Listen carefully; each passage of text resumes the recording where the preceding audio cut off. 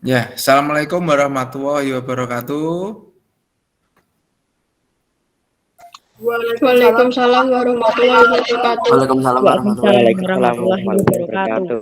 Ya, terima kasih ya anak-anakku kelas 8A. Ini kebetulan wali kelasnya saya. Partisipasinya sudah mengikuti pembelajaran ya untuk kali ini. Kita pelajaran ada materi di informatika kelas 8.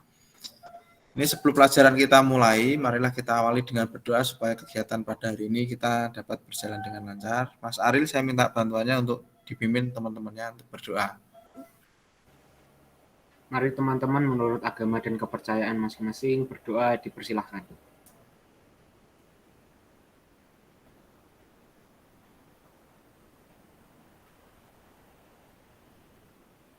Berdoa selesai. Ya, terima kasih Mas Aril atas bantuannya. Kita nanti sampai pukul 10 ya, 10 ya. Kemudian nanti istirahatnya maaf ini saya ganti ya, istirahatnya nanti kita pukul 10 ya. Jadi nanti biar tidak terputus toh, istirahatnya kan 15 menit. Itu kita ganti ya. Nanti pukul 10 kita selesai. Gitu ya. Kita sepakati sendiri. Jadi kita rubah kalau istirahat jam 10 sampai 10.15. Kemudian 10.15 langsung di pelajaran yang berikutnya. Itu ya. Ini Mas Zulfikar baru masuk. Ada yang belum saya absen tadi? Yang ini kan saya sudah absen. Ada yang baru masuk selain Mas Zulfikar? Naura belum ada ya, Jianisa belum ada. Dah. Ini pada pertemuan kali ini kita akan membahas tentang komunikasi dan keamanan data. Ini menarik anak-anak ya. Materi kita itu materi yang menarik daripada karena ini implementasinya setiap hari ya, kalian gunakan untuk setiap hari, kemudian lebih menarik dari ya pelajaran yang lain ya. Kalau menurut saya ya, karena saya sendiri dengan literasi sering membaca buku paket itu saya mendapatkan banyak ilmu. Jadi pesannya Pak Denny, satu bahan ajar itu merupakan rangkuman ya, fokusnya ke situ, kemudian dikembangkan menggunakan buku paket. Jadi setelah diterangkan, kamu membaca sendiri. Nah, yang ketiga itu seperti ini, Vicon. Pak Denny itu menjelaskan, ya, menjelaskan hal-hal yang krusial. Kadang yang di bahan aja tidak ada. Ya, makanya yang tidak mengikuti ya tidak dapat ilmu gitu aja. Tidak usah mempedulikan orang lain kalau belajar. Ya, dalam hal keaktifan kalian maksudnya. Gitu ya. Itu ini komunikasi dan keamanan data. Masih mendengar suara saya ya? Masih Pak. Masih. Nanti kalau beberapa detik itu kalau saya tidak ngomong, berarti off, kamu ingatkan. Ya, saya menggunakan dua perangkat ini, satu laptop ini di depan saya, kemudian yang satu komputer untuk apa itu monitoring ya. Kalau ada sesuatu ini yang on kamera siapa yang kelihatan di layar monitor saya yang satu, siapa yang masuk itu kelihatan. Jadi kalau guru yang lain tidak tahu siapa yang on kamera, kalau di saya tahu. Ya, di sini yang on kamera siapa itu karena di komputer saya yang satunya itu lengkap ya, gambarnya muncul semua. Ya, peta konsepnya ini yang selalu kita bahas dari kelas 7 kita ketemu. Ya, ini di pertemuan pertama adalah tipe jaringan ya. Oh ya, ini mumpung saya ingat, besok minggu depan ulangan ya. Minggu depan ulangan. Kalian pelajari semua yang sudah saya berikan. Ya, ada 3 materi. Ya, nanti ulangan kita tidak Vicon, nanti kita akan ulangan. Ulangannya di LMS langsung mengerjakan seperti di kelas 7 dulu ya, ulangan. Ini saya kembali ke sini nanti materinya ini yang pertemuan pertama ini juga keluar nanti di ulangan itu. Ada LAN, MAN, WAN, internet ya. Masih ingat ya? Ini ngapalkannya L, M, W. Ya, area networknya sama. Mudah, L itu lokal itu ya terbatas ya, misalkan di kelas atau di lab ya. Kemudian MAN itu metropolitan, berarti ngapalkannya sekelas kota ya, masih di kota, ada sekolah, ada kantor ya. Kalau WAN berarti sudah antar negara, one wide ya, antar benua ya. Tuh, kemudian internet, intranet, dan nanti cara menghafalkannya seperti itu. Terus kalau LAN jaringan ada 2, kabel dan nirkabel ya. Nirkabel itu wireless biasanya tanpa kabel.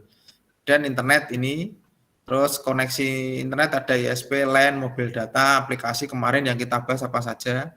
Ya banyak ini ya. Discussion board sampai mesin pencari. Lah, untuk pertemuan kali ini kita komunikasi data ada 2 yaitu ancaman dan keamanan. Kemudian ancaman sendiri ada eavesdropping, snoping, spoofing, email spoofing, phishing, farming, cookies, spyware, adware, sama browser hijacker ya. Ini akan kita pelajari. Kemudian keamanan ada enkripsi dan firewall. Ya ini asik ya. Jadi kita sering menggunakan tapi kita tidak tahu. Ya, itu yang asik itu di sini. Kita sering di kelas 7 dulu juga sama ya. Kalian pernah belajar tapi tidak tahu bahwa ini tuh ternyata ini ternyata ini. Nah, ini sama ya, selama pelajaran informatika banyak hal yang sudah kita lakukan tapi kita tidak tahu. Yang pertama itu adalah bagaimana terjadinya komunikasi data. Ya, komunikasi data itu nanti proses terjadinya yang kita pelajari kita batasi yaitu 3, yaitu pertama komunikasi data sendiri itu bagaimana, kemudian keamanan datanya itu seperti apa yang kita harus tahu, terus yang 3 teknologinya, teknologi keamanan data yang harus kita tahu supaya kita itu aman dalam berkomunikasi ya. Itu ya, ada 3. Ini kemudian saya lanjutkan, yaitu pertama adalah komunikasi data. Intinya gini, tulisan yang ada di sini akan saya perjelas. Orang berkomunikasi itu minimal ada berapa perangkat atau orang? Coba Mas Vino, kalau kamu berkomunikasi, kira-kira menurut kamu minimal berapa orang kalau bisa dikatakan itu sebuah komunikasi? 2 orang, Pak. Ya, betul. Minimal 2 ya. Ingat, komunikasi itu minimal 2. Tidak bisa kamu sendirian ya, lucu toh. Ya, kamu ngirim sendiri, kamu membalas sendiri kan gitu toh. Menanyakan sendiri. Seperti ini saya ngomong, nggak ada yang jawab. Nah, itu kan nggak komunikasi namanya. Ya, itu.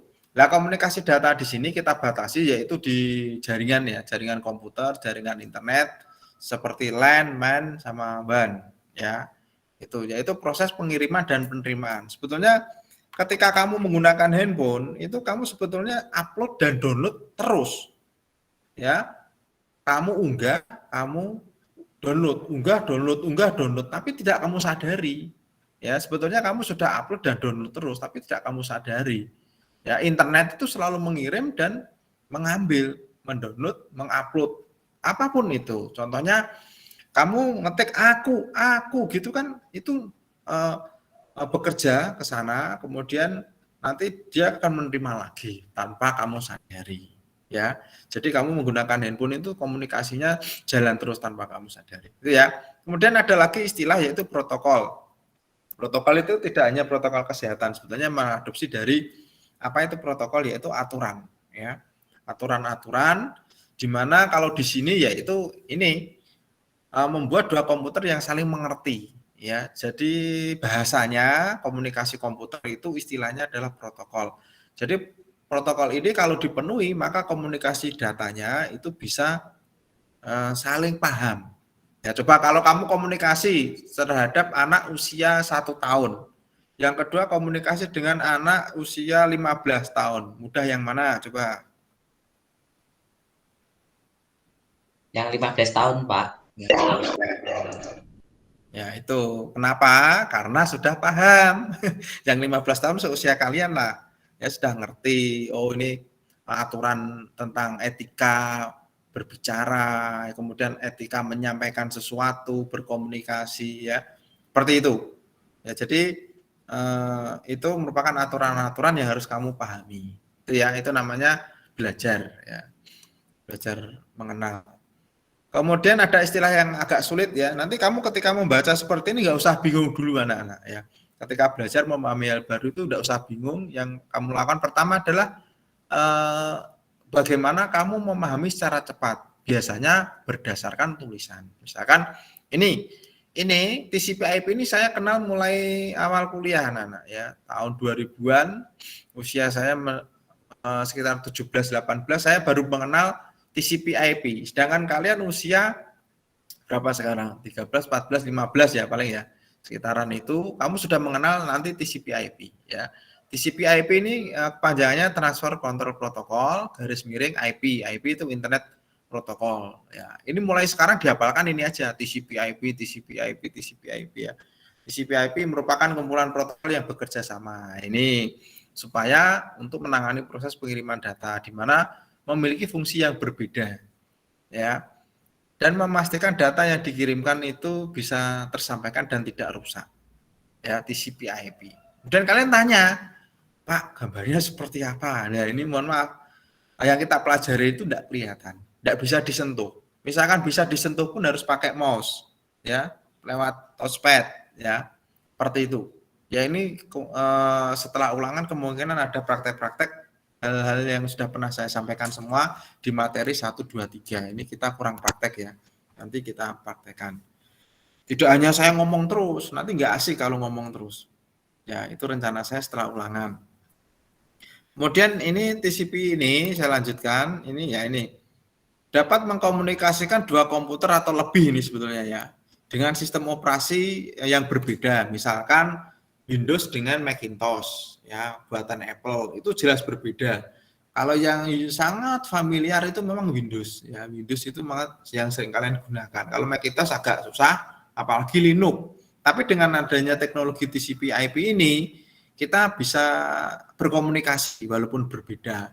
Ibarat kata, kalian sekolah di negeri berkomunikasi dengan anak-anak yang selevel kalian di kelas 8 di sekolah swasta. Nah, itu kan tidak masalah, negeri sama swasta. Itu berkomunikasi. Nah, kalau di komputer itu namanya TCP/IP. Itu ya. Ini fungsinya, nanti dihafalkan. Siapa tahu nanti kalau pas ulangan keluar. Kemudian TCP/IP ini ada 4 layer ya protokolnya yang memiliki fungsi yang berbeda, yaitu aplikasi layer, transport layer, internet layer, sama network layer. Nah, ini kamu masih tidak tertarik di sini, saya yakin, bingung. Nah, ini istilahnya baru, Pak. Saya baru mengenal, terlalu cepat ini. Ya, karena jam 10 kita harus selesai. Tapi tidak apa-apa, ini belum menarik, nanti di belakang lah yang tertarik ya. Kita lanjutkan dulu. Yang penting saya sampaikan, aplikasi layar ini berfungsi sebagai antarmukanya. Jadi yang terlihat, intinya yang terlihat itu istilahnya application layer. Itu ya, belajarnya mudah aja. Kemudian transport layer, namanya transport kan kalau biasanya kalau transportasi kan biasanya untuk membawa ya, untuk membawa. Kalau di sini ada 2 yaitu TCP dan UDP, yaitu Transmission Control Protocol dan User Data Protocol, yaitu fungsinya menggandakan komunikasi. Menggandakan itu komunikasinya tidak hanya satu arah, mungkin bisa 2 arah, bisa multifungsi lah ibaratnya seperti itu. Itu fungsi dari transport layer. Gambarnya seperti ini. Awal mulanya dikembangkan gambar sebelah kiri. Ya, kamu mengikuti saja, nggak usah bingung. Ya, ini nanti ini butuh pemahaman. Jadi ketika Pak Denny seperti saya ingat ya ketika belajar dahulu, ketika gurunya ngomong ya saya hanya mendengarkan. Kemudian kalau saya pengen paham, saya baca ulang, saya buka buku saya. Tapi kalau kalian hanya ndelengop melihat, mendengarkan, setelah itu selesai tutup, nggak membuka lagi, nggak mempelajari lagi, ya sudah, nggak akan mengena aja. Sampai sekarang pun saya kalau belajar tentang dunia keguruan sama mengajar ya itu sama ya, tetap buka buku literasi terus ya. Kalau hanya mendengarkan apa yang disampaikan oleh narasumber ya tetap kurang gitu ya, kurang mengena gitu ya. Kemudian yang gambar sebelah kiri ini dikembangkan sekarang menjadi terupdate, yaitu sebelah kanan ya. Di sini perbedaannya kalau dipahami yaitu mulai ada jaringan, data, dan bentuk fisiknya. Ya, sekarang TCP/IP bahkan ada yang berbentuk fisik ya, bisa disentuh. Kemudian yang ketiga adalah internet layer. Ini isinya 3 yaitu IP, ARP, dan ICMP. Fungsinya kalau IP itu untuk menyampaikan paket data yang tepat. ARP yang berfungsi untuk menemukan alamat hardware. ICMP digunakan untuk mengirimkan pesan dan melaporkan kegagalan. Jadi ketika ulang berkomunikasi itu ternyata tidak semudah membalikkan tangan. Contohnya ketika kamu berkomunikasi dengan saya, apa yang bekerja pada diri kalian? Satu, yang melihat presentasi saya, ya matanya bekerja. Setelah mata, telinga. Setelah telinga, otak. Ya, otak bekerja, memproses. Kemudian kalau ditanya, misalkan tadi Mas Vino, saya tanya, kemudian reaksi menggunakan apa? Mulut. Kan seperti itu toh? Nah, ini sama kalau kita komunikasi data di internet atau menggunakan komputer, ya ini yang kita pelajari ini. Jadi kamu tidak boleh bingung, kamu andaikan dengan diri kalian sendiri ketika belajar. Gitu ya. Tuh, kemudian network interface layer yaitu ini mengirimkan dan menerima data secara fisik jaringan berupa kabel, serat optik atau gelombang radio wireless biasanya ya. Ini bentuknya komunikasinya bisa melalui kabel. Sekarang tergantikan fiber optik ya. Kemudian ada lagi yang ketiga adalah ini wireless. Nah, tiga ini menurut kalian yang paling cepat yang mana? Kabel, serat optik atau wireless? Ayo. Mas Aziz coba. Mas, nyalakan mic-nya Mas. Halo Mas Aziz. Mas Aziz ini di tempat atau kamu tinggal ini perangkatnya? Iya, Pak. Ya, saya tanya Mas. Kalau kamu punya perangkat berhubung dengan internet, mana yang lebih cepat? Pakai kabel biasa, serat optik, atau gelombang radius, atau dikatakan wireless? Pilih yang mana yang paling cepat menurutmu? Kabel. Kabel biasa berarti? Ya kabel ya, nggak apa-apa. Kalau Mbak Aisyah, coba on-kan mic-nya Mbak Aisyah. Iya, Pak. Ya, menurutmu yang paling cepat yang mana? Kabel, serat optik, atau gelombang radio? Gelombang radio, Pak. Gelombang radio ya. Ya, sudah ya dari dua itu teman kalian mengatakan Mas Aziz tadi kabel jaringan, kemudian kalau Mbak Aisyah tadi mengatakan gelombang radio atau wireless. Ya ini saya luruskan. Ini ada plus minusnya. Kalau kabel biasa itu seperti mouse yang kamu gunakan ya. Charger HP itu kan ada kabelnya itu kamu putar-putar gini, kamu gini-gini kan enggak apa-apa ya. Tapi kalau serat optik, fiber optik nggak bisa. Fiber optik itu apa ya? Kenceng, ya kaku. Begitu kamu perlakukan seperti kabel charger HP, patah, nggak bisa. Nah, terus kalau gelombang radio tanpa kabel.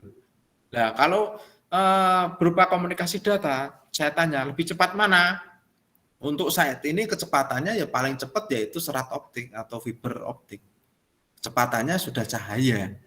Kabelnya kalau dikupas itu bentuknya kaca.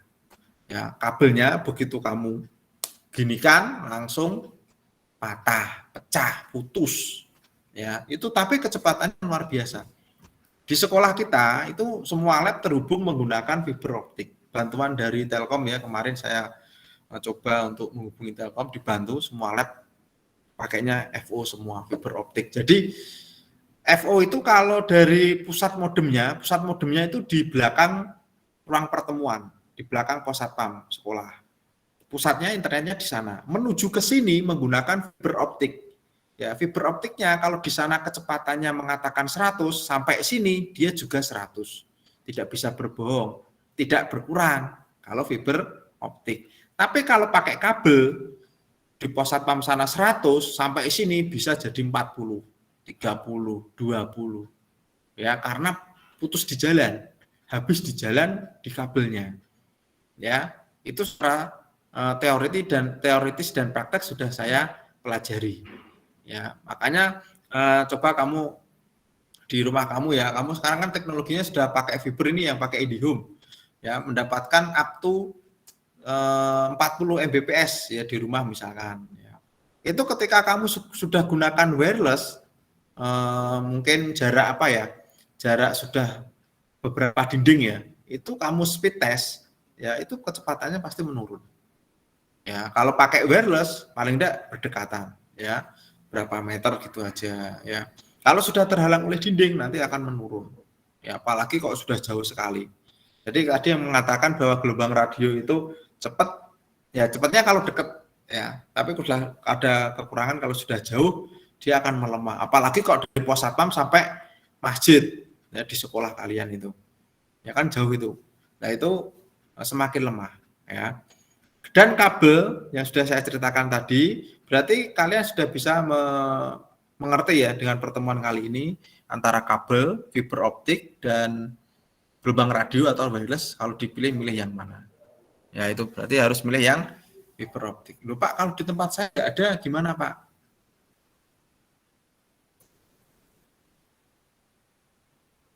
Sudah tersambung lagi anak-anak ya? Masih mendengar suara saya ya? Iya ya Pak. Masih Pak. Masih Ya, Pak. tadi sempat. Ya. Gitu ya. Jadi ilmunya di situ. Kalau kalian pengen mengganti, misalkan di rumah ada wifi nih, kabel pakai masih kabel, mau pakai fiber optik, beli banyak itu di toko komputer ya, menggantikan. Ya jadi dari Telkom pakai fiber optik, masuk ke rumahmu ada modem yang ada perangkatnya modem yang ada itu toh ya dari apa Telkom. Nah, itu kamu tarik ke ruangan-ruangan itu menggunakan fiber optik. Nanti kecepatannya ya kalau 40 ya 40, kalau 100 ya 100. Tapi kalau dari kabel nanti pasti akan berkurang. Apalagi pakai wireless. Gitu ya. Jadi orang pinter itu memahami sesuatu itu akan bermanfaat terus kamu aplikasikan ya. Kamu setelah ini browsing-browsing dapat informasi dari Pak Denny seperti itu. Penasaran, belajar sendiri, mencari tahu sendiri, ya literasi, googling ya. Terus kamu terapkan sendiri gitu. Selama ini Pak Denny kalau belajar juga kayak gitu. Ya, mendapatkan informasi kemudian saya cari tahu sendiri. Itu ya. Itu tentang itu tadi tentang komunikasi data. Sekarang adalah keamanan data. Ya, ini yang paling menarik. Aduh, tapi waktunya mepet ini ya. Tapi enggak apa-apa. Latar belakang keamanan data yaitu adalah sebuah data yang kamu kirim ke internet, kemudian ada beberapa orang ya tidak semua ya punya niatan untuk mencuri dan memanfaatkan data kalian. Latar belakangnya keamanan data itu seperti itu. Jadi dibangunlah suatu sistem keamanan data. Ya, itu karena pencurian ini termasuk suatu kejahatan. Jadi besok kalau kalian sudah pinter nih ya, jangan ngehack ya, jangan berbuat sesuatu di dunia internet untuk keburukan. Ya kalau bisa membantu. Ya, seperti itu. Jadi kalau orang belajar itu tujuannya untuk membantu. Dan ini nanti spyware ini akan ke belakang. Ke belakang itu spyware semua sebetulnya. Yaitu penyadapan komputer yang digunakan dengan cara merekam aktivitas yang dilakukan. Kemudian setelah itu data yang direkam itu dimanfaatkan. Ya, itu spyware. Latar belakangnya seperti itu. Bentuk serangannya ada dua, yaitu hacking dan cracking. Ya, kalau hacking itu usaha ilegal semua sebetulnya dua-duanya ini. Ya, tidak resmi dengan maksud mencuri data saja. Tapi kalau cracking dia tidak mencuri tapi menghancurkan. Misalkan ada orang masuk ke dalam akun Facebookmu, kemudian menghapus semua fotomu. Nah, itu namanya apa? Cracking. Gitu ya, yang kedua berarti. Ada dua hacking. Nah, ini jangan sampai ya website sekolah itu sudah 2 kali dicuri datanya. Ya, dihack 2 kali. Alhamdulillah bisa kembali, untungnya tidak dirusak. Ya, tidak nomor 2. Ya, ini usil. Ya, tapi menghack itu ada 2. Yang pertama itu bermanfaat bagi saya dan teman-teman untuk mengantisipasi supaya tidak terjadi lagi, ya dieleke, ya ada pengalaman bahwa jaringan kita masih perlu keamanan yang lebih. Ya 2 kali itu sampai dibuka gitu toh. SMP Negeri 1 Salatiga.sca.id di enter itu, nah itu enggak mau. Ya websitenya enggak mau buka. Ya adanya hanya gambar asap itu ketika itu. Hubungi ini disuruh menghubungi. Kemungkinan orang seperti itu disuruh menghubungi, kita hubungi biasanya disuruh nebus anak-anak. Datanya yang dikembalikan tapi dengan tebusan. Tapi alhamdulillah tidak sampai seperti itu bisa saya kembalikan. Ya, kebetulan ini saya kelola sendiri. Jadi ada misalkan ya Bank BRI itu tidak mungkin dia mengelola website sendiri, pasti ada rekanan. Nah kalau sudah pakai rekanan gitu biasanya kalau kena seperti ini bayar untuk mengembalikan data. Tapi karena data yang kita olah itu saya sendiri yang mengolah, jadi website itu yang mengelola kan saya sama LMS itu. Jadi kalau ada kerusakan ya berarti ya saya punya, kan tadi di dunia maya ya, kalau di dunia offline-nya saya memiliki backup cadangannya. Jadi begitu yang di sana diambil orang, saya memiliki cadangan untuk saya kembalikan. Jadi saya punya banyak cadangan. Itu ya, itu ilmu anak-anak. Ya, saya lanjutkan. Nah, tekniknya yang pertama adalah eavesdropping, yaitu tindakan intersepsi dengan real time. Real time itu setiap menit, setiap detik, ya setiap saat yang tidak diotorisasi terhadap komunikasi pribadi seperti telepon, pesan instan, video conference, email dan sebagainya. Itu ya. Kemudian lagi ada snooping, yaitu kegiatan mengakses data tanpa otorisasi. Ya, seperti nomor 1, perbedaannya ini terbatas pada mengakses data saat data tersebut dikirimkan. Jadi kejahatannya nanti kan ada banyak itu, ada 9. Nah, ini saling berhubungan. Makanya istilah-istilah itu harus dipelajari. Ini masih tidak paham kalau di sini. Kemudian nanti kita pahamkan lagi yang berikutnya, yaitu ini contohnya. Ketika saya mengirimkan email kepada kalian, kemudian ada orang yang bisa mengetahui apa isinya, padahal orang itu bukan penerima email saya. Nah, itu namanya kejahatan snooping. Ya. Kemudian ada lagi kejahatan tentang merekam setiap apa yang saya ketikkan. Jadi saya ngetik nih, apapun dari komputer saya nyalakan, itu bisa direkam. Itu ya menggunakan teknik-teknik kejahatan ya, tidak saya ajari kalau di sini. Ya, untuk mencari username, password, akun yang saya kelola menggunakan ini tadi teknik merekam setiap tombol yang kita gunakan ketika bekerja. Loh, kok bisa Pak seperti itu? Tunggu, nanti saya jelaskan di belakang ya. Ya, kok bisa cara kerjanya mereka itu bagaimana ya. Kemudian spoofing, yaitu menyusup ke jaringan, kemudian memalsukan alamat saya, dan alamat saya setelah dipalsukan itu digunakan untuk kejahatan, ya namanya spoofing, ya. Jadi ini setiap HP, smartphone, tablet, komputer, laptop itu memiliki alamat, ya alamat namanya address, MAC address yang bisa dipalsukan. Nah makanya kalian hati-hati, ya. Berhubungan dengan pelajaran materi ini, maka kalian harus bisa memahami dan bisa belajar ya, bahwa ternyata alamatnya, karena setiap perangkat itu beda. Kalau kalian bingung, di HP kan setiap HP kan memiliki IMEI ya, angka yang banyak itu atau digitnya itu. Nah kan berbeda, tidak mungkin perangkat satu dengan perangkat yang lain IMEI-nya sama. Nah ini namanya kalau di komputer namanya IP address ya. Internet protokol, alamat internet protokol IP address. Tuh, kemudian email spoofing ya. Ya ini tindakan penipuan yang dilakukan seolah-olah email tersebut berasal dari seseorang, padahal itu palsu ya, berbohong, pura-pura ada orang menggunakan foto profil saya membuat email menghubungi seseorang untuk ini itu ya.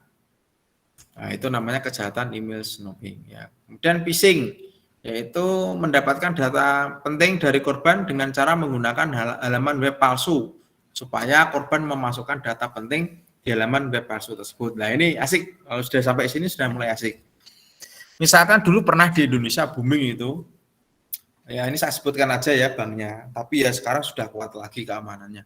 Dulu itu Bank BCA, namanya websitenya hurufnya kecil semua, www.klikbca.com, hurufnya kecil semua.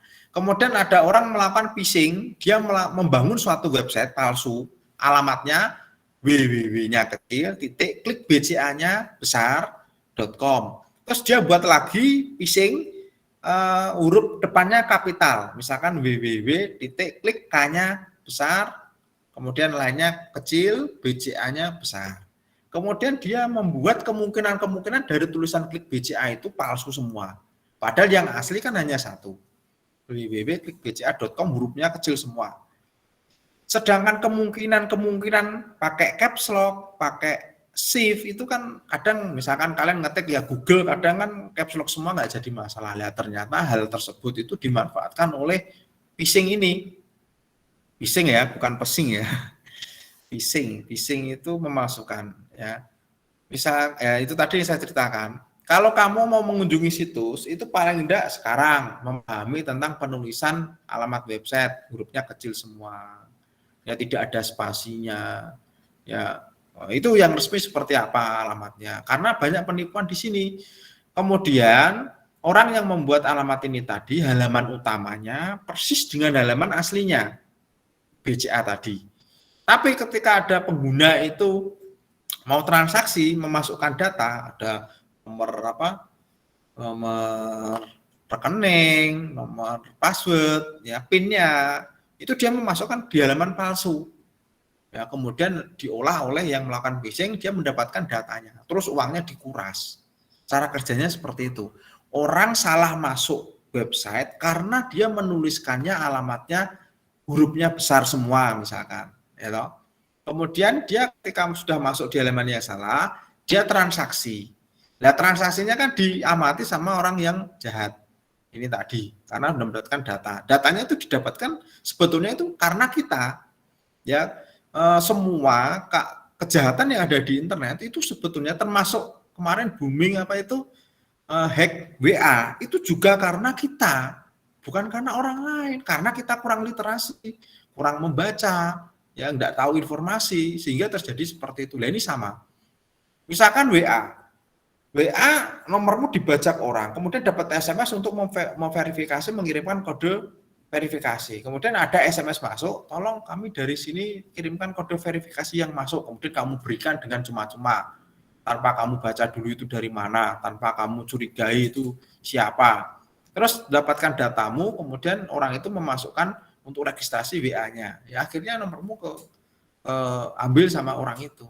Itu terjadi pada guru di SMP 1 juga, ya tahun kemarin. Rame. Kemudian setelah WA-nya berpindah ke tangan ke orang lain, dimanfaatkan untuk pinjam uang. Semua orang dihubungi dimintai pinjaman hutang, padahal itu palsu. Nah, itu sama yang terjadi di internet. Gitu ya. Jadi kalau kepengen memberikan data ke internet atau WA itu tolong dipastikan itu nomornya siapa, alamatnya benar apa tidak. Ya, jangan sampai terjadi hal yang tidak kita inginkan. Gitu ya, itu phishing. Kemudian ada lagi yang ini agak sulit ya. Farming itu membajak DNS. DNS itu lebih mendetail ke dalam. Ini hanya ahli-ahli tertentu yang memahami DNS ini ya. Biasanya ini dia sudah mengambil alih domain name service ya. Ini biasanya sudah kelas perusahaan yang besar ya. Ini sama. Kemudian hanya rekayasanya secara sosial ya. Misalkan akun saya dibajak, kemudian digunakan untuk tidak pinjam uang, tidak meminta uang, tapi digunakan untuk kampanye atau promosi ya, misalkan partai politik atau hal-hal yang lain secara sosial. Itu ya, itu farming. Kemudian cookies, simpan pertanyaan kalian, nanti kalian pasti akan banyak pertanyaan di sini ya. Cookies yaitu kejahatan dengan memanfaatkan web server. Yaitu gini, kalau yang ini mudah ini. Ketika pertama kali kamu mengakses www.smpn1salatiga.sch.id, kamu kan diminta untuk memasukkan username dan password pertama kali. Kemudian ada pertanyaan, do you want save? Kamu mengatakan yes. Nah, ketika kamu yes, terus itu HP kamu matikan, kemudian kamu buka lagi, kamu akses lagi ke SMP1. Kemudian tidak muncul pertanyaan itu lagi ya. Tidak perlu memasukkan username, password, ya tak? Untuk pertama kali kalau sudah kamu simpan. Nah, itu masuknya ke cookies. Cookies itu untuk menyimpan data yang sudah kamu ketikkan. Tapi kamu tadi di awal, kan ada pertanyaan, apakah kamu pengen menyimpan username dan password ini? Kamu kan yes, berarti yang melakukan yes itu siapa? Kan kalian sendiri toh. Nah, ini, jadi saya tadi ngomong di awal, sebetulnya rentan kejahatan itu juga karena kesalahan kita sendiri. Ya, makanya ketika kamu memasukkan username dan password email sekolah, itu harusnya langsung kamu pelajari dulu, ini perlu disimpan di komputer apa tidak. Wah, perlu Pak, saya kalau disuruh menghafalkan menulis terus kelamaan, saya pengennya itu begitu buka ada tombolnya, tinggal ngeklik login tanpa memasukkan username dan password. Pengennya kan praktis gitu, tapi kenyataannya itu bisa dimanfaatkan untuk kejahatan. Ya, cookies itu masuk, orang yang jahat itu masuk ke komputer kalian, mengambil cookies kalian, username, passwordnya digunakan.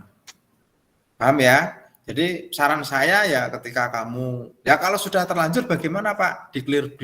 Declare history.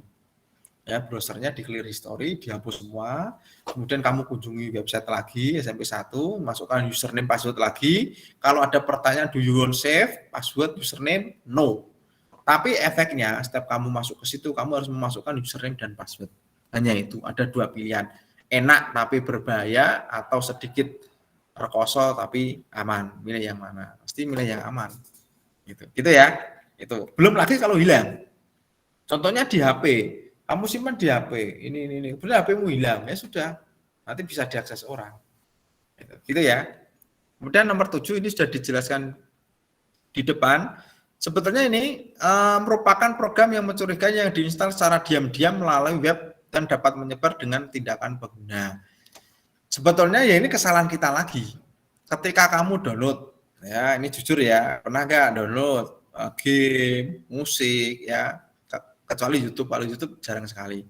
Itu ketika kamu mau download suatu file di internet, itu biasanya ada iklan. Ada iklan dan memaksa kamu harus ngeklik itu supaya kamu bisa download. Harus mengikuti itu, kemudian kamu bisa download. Ya Pak, tidak? Nah, ketika kamu sudah mengiyakan, mengikuti, lah itulah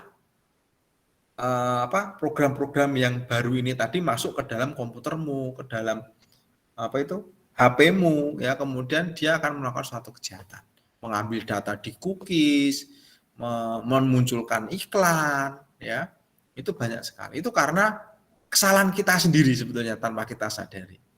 Pernah ya, tentunya setelah Pak Denny menjelaskan, tentunya kalian baru sadar, wah iya, aku gerono iklan teko tak ikuti, teko tak yes, baru iklannya udah metu dhewe, ya seperti itu. Itu salah satu kesalahan kalian. Menyimpan password, ya itu ketika ada pertanyaan tadi, ya itu spyware.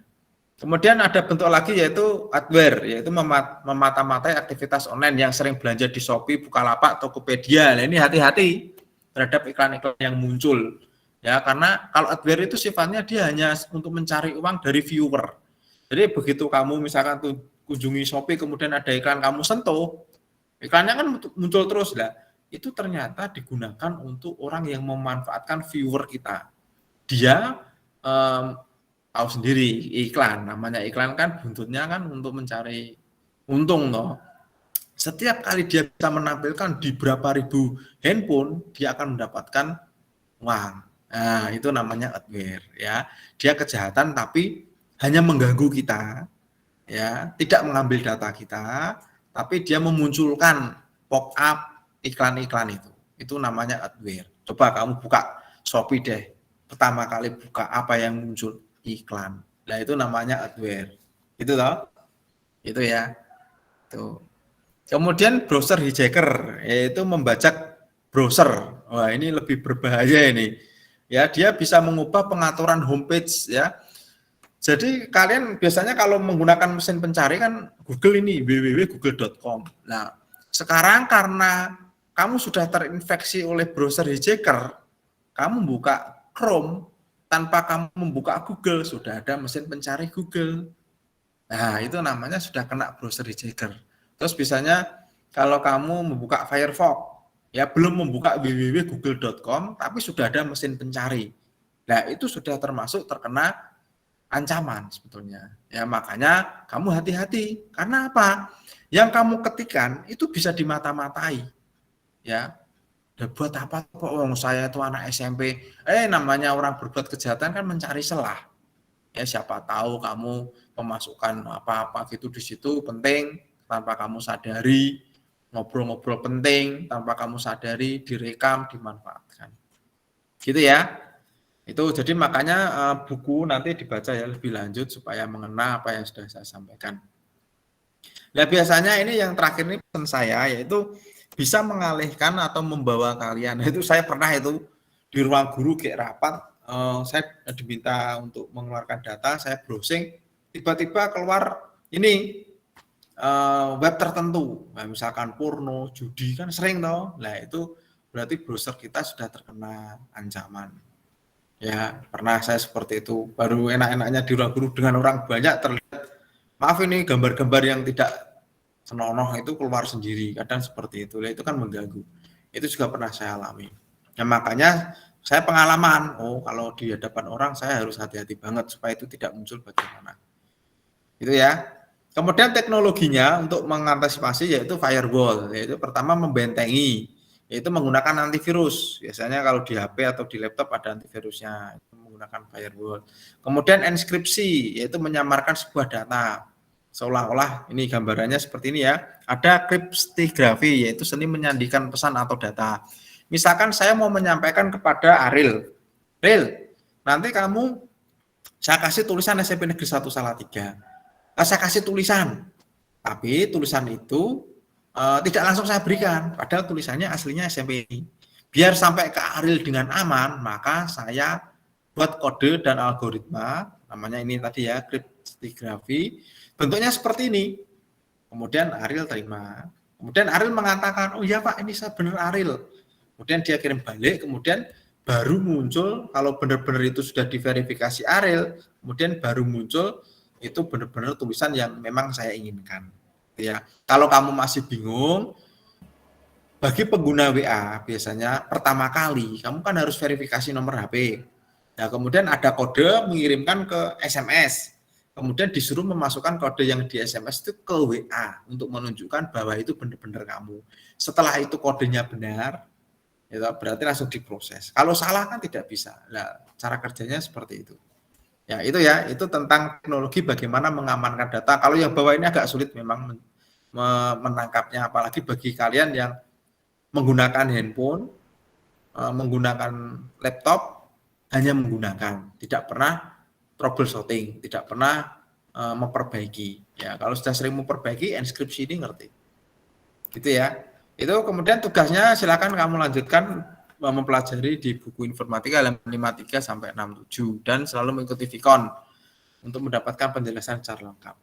Nah, sekarang saya buka layanan ini, waktunya kurang 5 menit ini. Silakan dari sekian banyak yang sudah saya sampaikan, apa yang pengen kamu tanyakan? Silakan ditanyakan. Saya Pak. Siapa ini? Ariel Pak. Oh ya, silakan tanya Mas. Bukan tanya sih Pak, cuman sedikit cerita saja. Tadi pas Pak Denny ngomong enskripsi terus tuju ke aku tuh, sebenarnya aku juga pernah menginskripsi file itu juga pernah Pak. Iya, iya. Ya, itu lewat apa Mas? Maksudnya teks apa? Ya, teks sederhana. Itu kan misal notepad-nya itu nanti ada file kan ada extension, ada notepad.txt. Nah, txt-nya itu yang diganti. Jadi aku agak lupa sih Pak. Tapi pernah saya pakai notepad itu untuk enskripsi file itu pernah. Oh iya. Hanya pakai notepad udah bisa. Oh, sharing ya sama teman-temannya ini ya. Iya.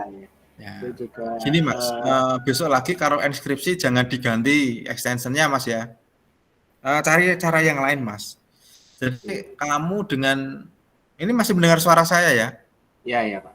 Ya, mengganti extension file itu sebetulnya merusak Mas. Jadi misalkan txt kamu enskripsi kamu jadikan .cnc atau apa gitu toh. Nah itu bisa merusak file. Ya enskripsinya dilakukan dengan cara yang lain aja ya, selain mengganti extension file. Maksudnya ya, misalkan .zip, kamu membuatnya menggunakan zip. Kamu rubah menjadi .doc, kan doc kan ketikan itu. Nah, suatu ketika itu bisa rusak Mas. Mengganti extension file tanpa itu enggak jalurnya sebetulnya. Ekskripsi caranya enggak seperti itu. Tapi enggak apa-apa buat pengalaman aja. Ya. Iya. Gitu. Itu kayak ada yang lain mungkin ada yang lain yang mau disampaikan? Enggak ada yang tanya?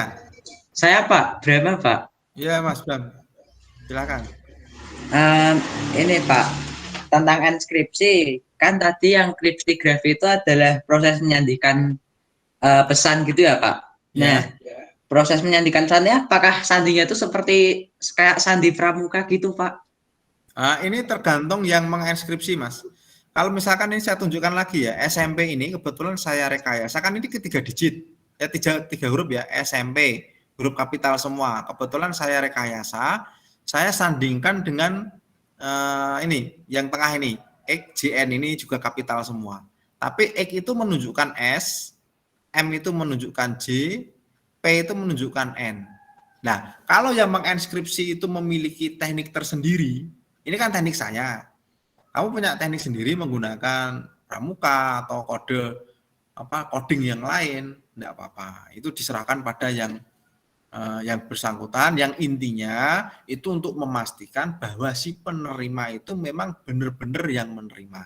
Kalau sudah benar-benar yang menerima, baru aslinya itu muncul. Tekniknya seperti itu, Mas Bram. Oh gitu ya Pak. Oke Pak, Ya. terima kasih Pak.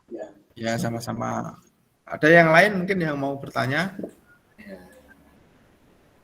Pak, gara-gara ngomongin teknik, saya jadi keinget Pak. Itu jadi dulu pas Perang Dunia Kedua, Ya. itu juga ada teknik persandian atau Mm-mm.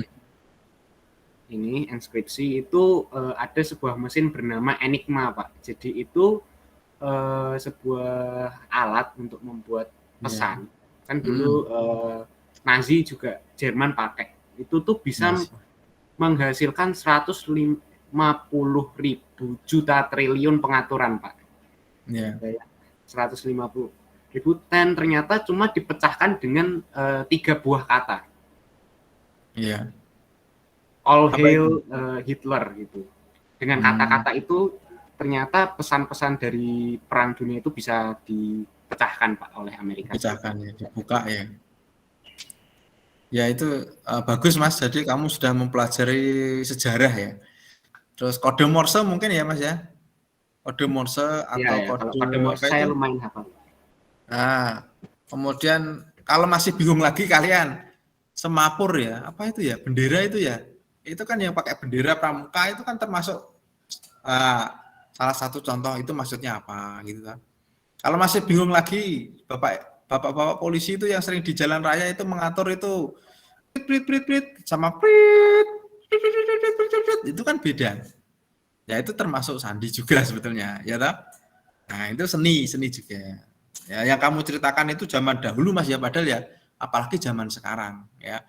Makanya kita berhati-hati sajalah karena model enskripsi sekarang, model apa saja itu sudah pernah dipelajari orang dan ada salahnya. Intinya kan gitu Mas, kamu cerita yang terakhir. Ada salahnya. Gitu ya.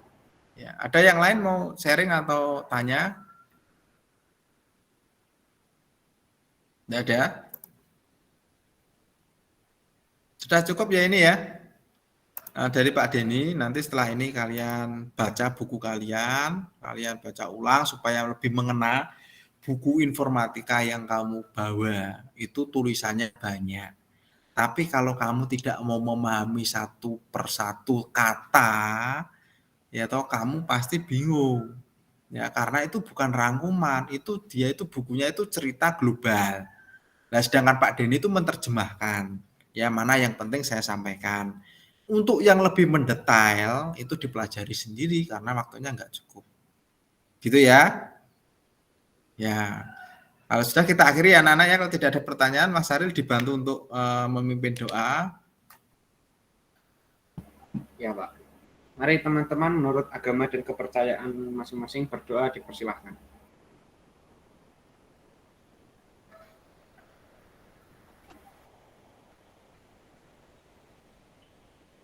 Doa selesai. Ya. Terima kasih anak-anak ya sudah mengikuti, semoga tidak ada yang ditinggal HP-nya atau laptopnya, tapi tetap menyimak pelajaran Pak Denny, semoga bermanfaat, tetap jaga kesehatan. Kita besok minggu depan ulangan ya, jangan lupa nanti belajar terlebih dahulu materinya 1, 2, 3 ya, ada di buku, ada di Banajar ya. Semoga bermanfaat, tetap jaga protokol kesehatan, selalu semangat ya belajar. Saya akhiri, wassalamualaikum warahmatullahi wabarakatuh. Terima